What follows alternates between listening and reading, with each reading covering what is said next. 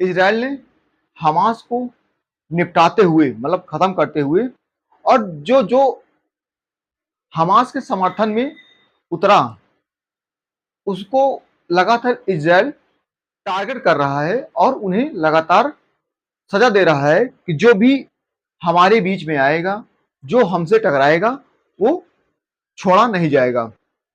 Israel की Mossad की जो एजेंसी है लगातार इस पर काम कर रही है।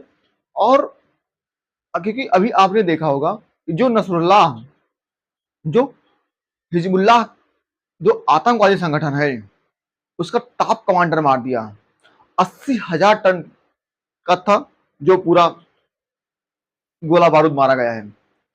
और उसकी टेक्नोलॉजी गजब की थी भाई, मानना पड़ेगा। वो मतलब नीचे बंकर में बैठा था और ऊपर पूरा वहां की सृजन रहते थे। किसी को कुछ भी क्षति नहीं पहुंचाई गई, सीधा उसे ही टारगेट किया गया।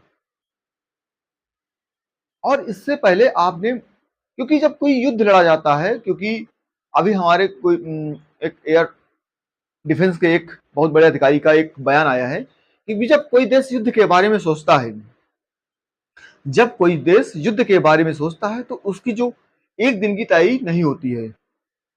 अर्थात कहने का मतलब यह है कि जो भी घटनाएं देखने को मिली हैं, कहीं पेजर फटा जा रहा है। पेजर क्या होता है? पेजर एक ईरान में यूज किया जाता था, ईरान के नागरिकों के द्वारा यूज किया जाता था पेजर नाम का। उसमें वॉइस मैसेज भेजे जाते थे और उनके एक मैसेजिंग का एक जरिया था, तो लगभग ईरानी इसे यूज करते थे।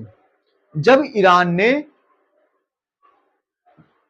हमास का साथ दिया तो उसी का रिटालिएट करते हुए, उसी का बदला लेने के लिए ये जो तकनीकी अपनाई गई, ना तो बंदूक, ना गोला, ना बारूद, सीधा सिस्टम के द्वारा उन लोगों को निपटाने का काम किया गया। और सभी ने देखा होगा पहले उनके पेजर, फिर वाकी टाकी किस तरह चिथड़े उड़ गए हैं। यह है मोसाद की टेक्नोलॉजी। अच्छा जवी, अब बात यह है कि क्या जो ये नमूना देखने को मिला है, जो एक टेक्नोलॉजी देखने को मिली है कि पेजर फट जा रहे हैं, वाकी टाकी फटे जा रहे हैं, क्या हिंदुस्तान का जो एक वो है, क्योंकि हर घर में 4 से 5 फोन है, और हर घर में अगर 4 से 5 फोन है तो लिथियम आयन बैटरी है। तो कहीं ना कहीं एक ऑप्शन मिल गया है। कहीं ना कहीं लोग इस पे सोचेंगे कि ये तो, मगर वो है ना कि अपना टेक्नोलॉजी यूज करो, दुश्मन को उसके घर में मारो, ना कुछ करना है ना कुछ करने की जरूरत है। और भारत जैसे देश में तो बहुत ज्यादा हो सकता है। ठीक है, ये तो थी अलग बात। उसके बाद जब हमास को इजराइल निपटाते हुए, जो भी इसके समर्थन में खड़े हुए हमास के, हमास एक जो फिलिस्तीन का है, तो हमास का खुद की सरकार है वहां पर। ठीक है, यह है सिया, ओए सॉरी, यह है सुन्नी संगठन, यह है सुन्नी संगठन। अब वहां से निपटाते हुए, क्योंकि ईरान ने हमास का साथ दिया, क्योंकि हमास का क्या करता है, हमास प्रत्येक साल कहीं ना कहीं अरबों डॉलर रुपया जो भी आतंकवादी संगठन है हमास को देता है कि आप लड़ते रहें और हम आपको पैसा देते रहें। अब ईरान है लगभग लगभग, क्योंकि ईरान में बहुत ज्यादा होता है तेल, आयल, वहां के बहुत ज्यादा मतलब भंडार हैं। अब इजराइल टारगेट कर रहा है, क्योंकि इजराइल ने, आपने देखा होगा कि इजराइल ने किया क्या है। इजराइल ने सबसे पहले क्या किया, अगर आप चले जाइए वही रूस और यूक्रेन में, तो सबसे पहले वहां हमला किया गया जहां आपकी संचार की व्यवस्थाएं खत्म हो जाएं। तो वही इजराइल ने क्या किया, सबसे पहले कि संचार की व्यवस्थाएं खरीदा गया। आप एक दूसरे से जुड़ नहीं पाएंगे, एक दूसरे दूसरे को मैसेज नहीं दे पाएंगे। और ये एक युद्ध का तरीका भी होता है कि हम सबसे पहले वहां हमला करेंगे जिससे हमें खतरा हो सकता है, हम उस सिग्नल को ही नष्ट कर देंगे ताकि कोई एक दूसरे से बात ही ना कर सके। क्लियर? अब मुद्दा यह है कि इजराइल ने लगातार अपने विरोधियों पर, क्योंकि इजराइल पर भी हमला होता है, और जब ईरान ने 181 मिसाइलें दागी लगातार, क्योंकि नो डाउट कि ईरान नो डाउट कि इजराइल के पास आयरन डोम है, और उस आयरन डोम के माध्यम से ईरान ने कहीं ना कहीं, ईरान के द्वारा जो मिसाइलें दागी गई थी उनको स्वतः हवा में ही मार दिया गया। मगर जब 181 मिसाइलें एक साथ छोड़ी गई, दागी गई इजराइल पर, तो वो मिसाइलें भाई अगर कितना भी मारे, अगर एक्यूरेसी 99 मान लिया जाए कि 99% एक्यूरेसी है कि उस नष्ट कर देगा, फिर भी एक मिसाइल जाके कहीं ना कहीं इजराइल में गिरेगी और कहीं ना कहीं क्षति पहुंचेगी। जो इजराइल की पॉपुलेशन है 98 लाख, 98 लाख है, इससे नहीं है, मतलब समथिंग 1 करोड़ इतनी पॉपुलेशन है। क्लियर, ये बात समझ लो। अब इनके लिए अपनी जनता बहुत महत्वपूर्ण है। ये मतलब इनका एक नागरिक मारा गया इजराइल का, तो समझ लो भाई साहब फिर एकदम कयामत आने वाली है उस देश पर, अगर इजराइल का एक नागरिक मारा गया। क्योंकि जहां केवल 98 लैक्स पॉपुलेशन हो, 98 लाख पॉपुलेशन हो, वहां एक आदमी कितना महत्वपूर्ण होगा। ठीक है, क्योंकि और मैंने उससे वीडियो देखा, जिस समय जिस देश का राष्ट्र अध्यक्ष, समझ रहे हो, जो वहां का प्राइम मिनिस्टर इतना मतलब अपने देश के लिए समर्पण हो। मैं उसका वायरल वीडियो देखा था नेतन्याहू का, जब उन्हें पता लगा कि ईरान ने हमला कर दिया इराक के ऊपर से, और वहां पर जो मोसाद का ठिकाना है वहां पर, तो तत्काल मीटिंग बुलाने के लिए तुरंत मीटिंग बुलाई गई। और मीटिंग में क्या हुआ, और मैं जो वीडियो देखा वो नेतन्याहू को दौड़ते हुए जा रहे हैं, तत्काल सीक्रेट मीटिंग, तत्काल लोगों को बंकर के अंदर करना कि मेरे जो नागरिक हैं किसी प्रकार की कोई क्षति न पहुंचे। ये एक राष्ट्र प्रेम को दर्शाता है, एक राष्ट्राध्यक्ष किस तरह अपने देश को आगे बढ़ा रहा है। ये तो हुई बात ये। अब हम बात करेंगे भारत के परिप्रेक्ष्य में, क्योंकि हो तो गया सब। ठीक है, अब भारत क्या मानता है, भारत क्या जो हमास और हिजबुल्ला,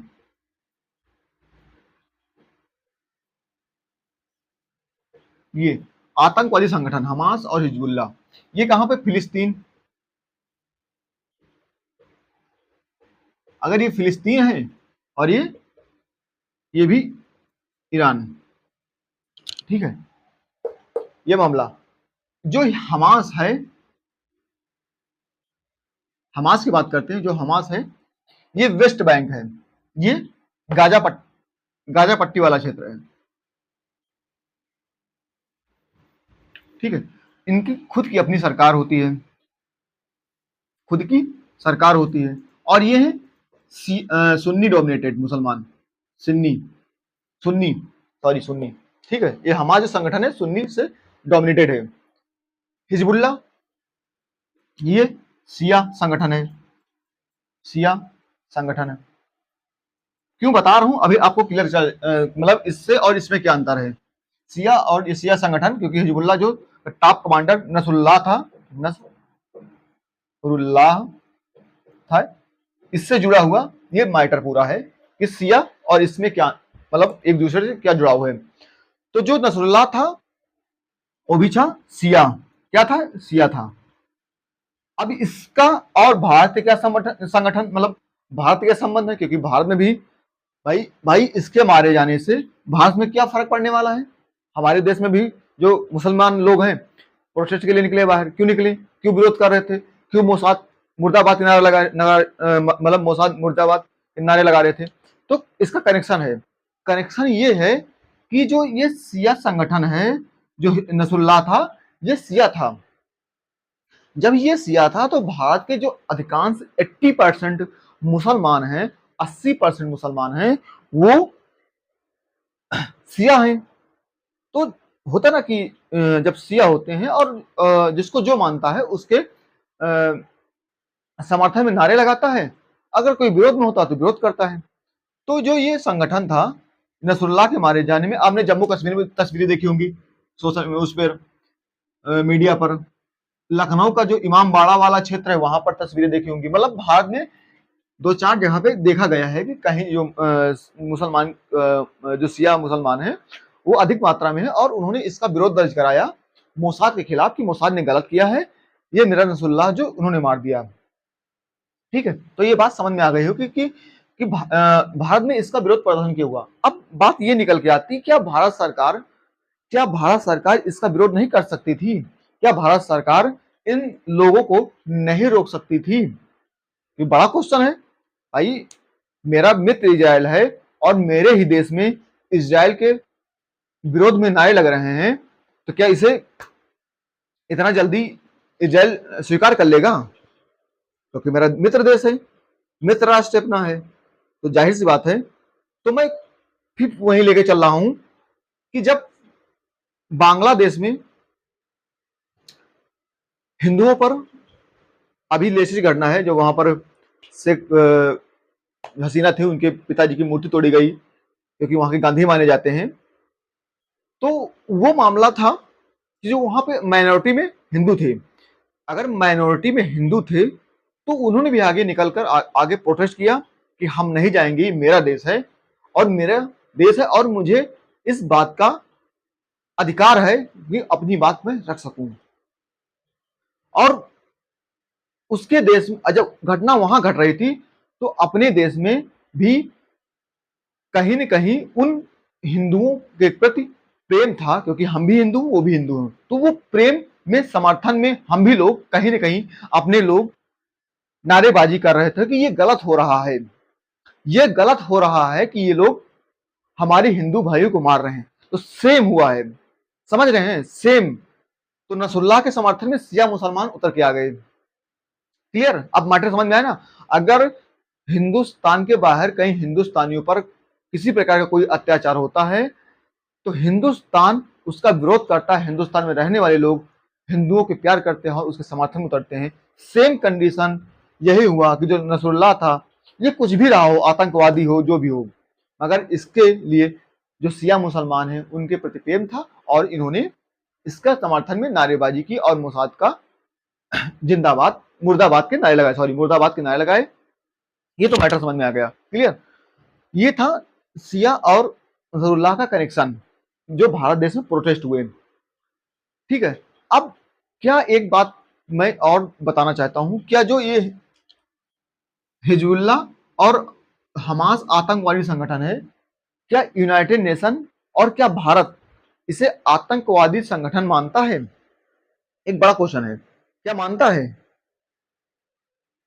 क्योंकि एक बार को नेतन्याहू ने और उन्हां की जो सरकार है स्टेटमेंट दिया था कि भारत से बोला था कि आप जो हिजबुल्लाह संगठन है और हमास संगठन है, इसे आतंकवादी संगठन डिक्लेयर कीजिए, किंतु भारत ने कुछ नहीं किया, क्योंकि भारत को सुनना चाहिए था, मित्र राष्ट्र इसका, मगर भारत ने कुछ भी नहीं किया। क्यों? क्योंकि भारत चलता है यूएन की गाइडलाइन पर, यूनाइटेड नेशन जो है उसकी अपनी एक गाइडलाइन है, भारत उसको फॉलो करता है।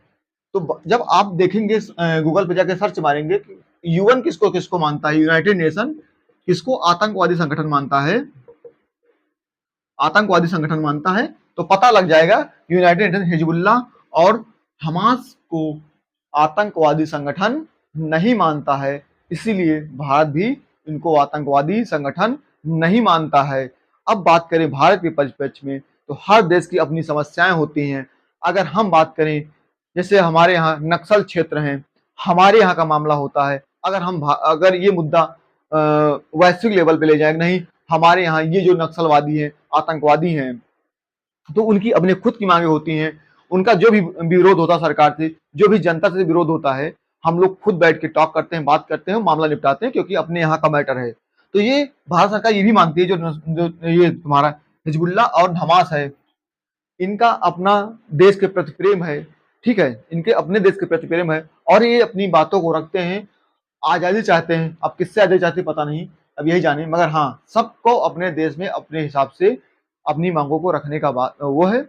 और अपने क्योंकि हम लोग इन्हें आतंकवादी संगठन मानते हैं और इनके जो लोग हैं इन्हें आतंकवादी नहीं मानते हैं। आप इससे सोच लीजिएगा कि हमारे यहाँ जो नक्सलवादी हैं, हम लोग उसे कभी भी वैश्विक नहीं बनाते हैं, खुद उनके जो लीडर होते हैं उनसे बैठते हैं, टॉक करते हैं, बात करते हैं और उसका जो हल निकलता है, सोल्यूशन निकलता है, उसकी ओर बढ़ते हैं। ये बात आप लोगों को क्लियर हो गई होगी, मुझे पूरी तरह से आश्वस्त है, ये बात समझ में आई होगी कि भारत में समर्थन और मोसाद के खिलाफ क्यों नारे लगे। क्लियर? नसरुल्लाह कौन, इसका टॉप कमांडर था।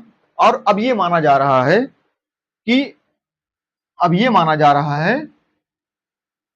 इसे मारे जाने के बाद जो